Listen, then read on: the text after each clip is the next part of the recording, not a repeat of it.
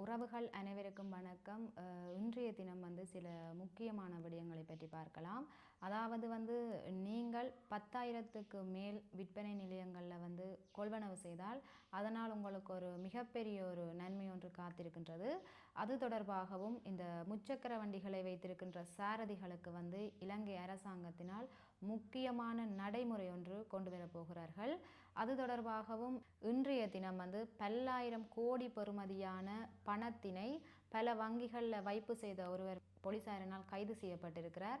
அந்த விடயம் தொடர்பாகவும் எரிவாயுவினுடைய விலையானது அதிகரிக்கப்பட்டதன் காரணமாக பல்வேறு பொருட்களினுடைய எதிர்காலத்தில் பல்வேறு பொருட்களினுடைய விலைகள் அதிகரிப்பதற்கான வாய்ப்புகள் காணப்படுகின்றது. இவ்வாறான விடயங்களை நாங்கள் விரிவாக பார்க்கலாம்.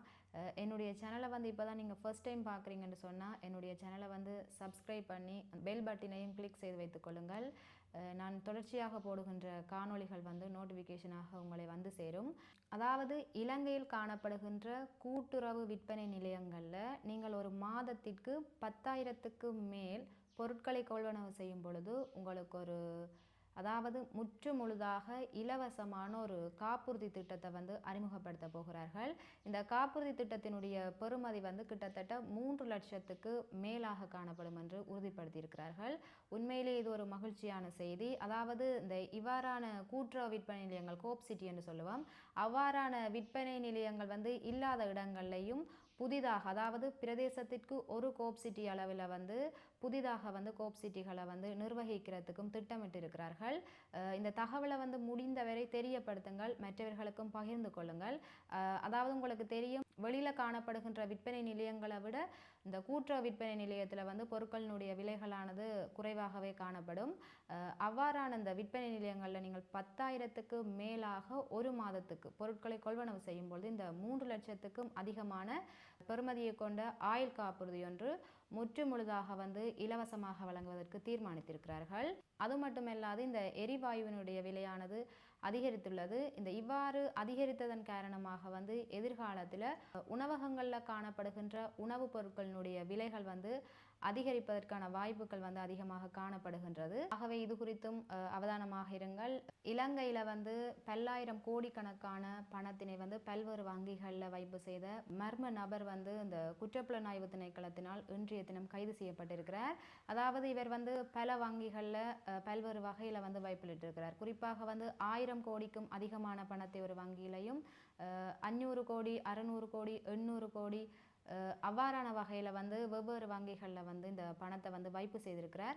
அதாவது இலங்கையினுடைய வரலாற்றில் முதல் முறையாக இவ்வாறான ஒரு நிதி மோசடி சம்பவத்தை இந்த குற்றப்புலனாய்வு திணைக்களம் கண்டறிந்து அவரை கைது செய்திருக்கிறார்கள்.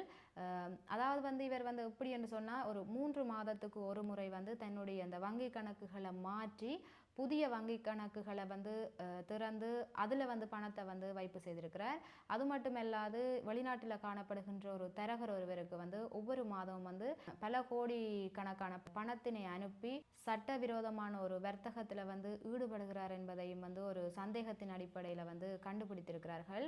தொடர்ச்சியாக இவர் தொடர்பான செய்திகள் வரும்பொழுது நான் உங்களுக்கு கட்டாயம் பதிவேற்றுவேன். அது மட்டுமல்லாது இலங்கையில் முச்சக்கர வண்டிகளை வைத்திருக்கின்ற சாரதிகளுக்கு ஒரு நடைமுறையானது கட்டாயமாக்கப்பட இருக்கின்றது. அதாவது இலங்கையில் காணப்படுகின்ற அனைத்து முச்சக்கர வண்டிகளும் ஒரு செயலி அமைப்பின் கீழ் இயங்குவதை அரசாங்கம் உறுதிப்படுத்த போகிறார்கள். இவ்வாறான அந்த செயலி அமைப்பு ஏன் நடைமுறைக்கு கொண்டு வர போகிறார்கள் என்றால், இந்த முச்சக்கர வண்டி சாரதிகள் அறவிடுகின்ற பணம், அது மட்டுமல்லாது பயணிகளினுடைய பாதுகாப்பு, ஒரு சிறந்த சேவை, சாரதிகளை கண்காணித்தல், இவ்வாறான செயற்பாடுகளை மிகவும் சிறப்பாக மேற்கொள்வதற்கு இந்த செயலி அமைப்பினை முச்சக்கர வண்டி சாரதிகளுக்கு இலங்கை அரசாங்கம் எதிர்காலத்தில் அறிமுகப்படுத்த போகிறார்கள். அவசர தேவைகளுக்காக பயன்படுத்துகின்ற இந்த முச்சக்கர வண்டியில் பல்வேறு வகையில் கட்டணங்கள் அறவிடப்படுகின்றது. அதாவது சில ஆட்டோக்களில் இந்த மீட்டர் பூட்டப்பட்டிருக்கும், சில ஆட்டோக்களில் இந்த மீட்டர் பூட்டப்பட்டிருக்காது. அவ்வாறான சாரதிகள் அதிகளவான கட்டணங்களை அறவிட்டு கொண்டு வருகிறார்கள். அது மட்டுமல்லாது இந்த பயணிகளினுடைய பாதுகாப்பு என்பது மிக மிக முக்கியமானது.